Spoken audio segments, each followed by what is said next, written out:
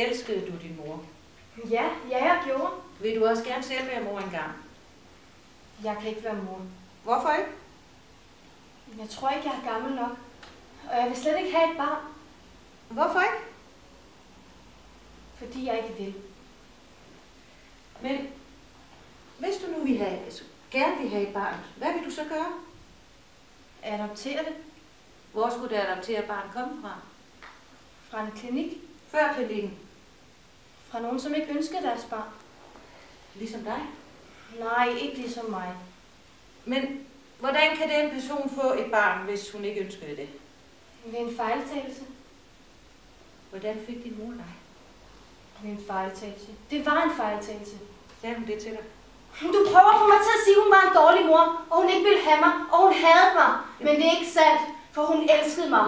Hun var en god mor, en helgen, og hun ønskede mig virkelig. Du vil slet ikke høre alt det gode. Du er kun interesseret i det syge. Jeg kan ikke tro, at du ikke vil noget Jeg kan ikke gøre for, at jeg er dum. Du vil gøre far til dit Det var noget, de fandt på. Du ikke tror på, at du har født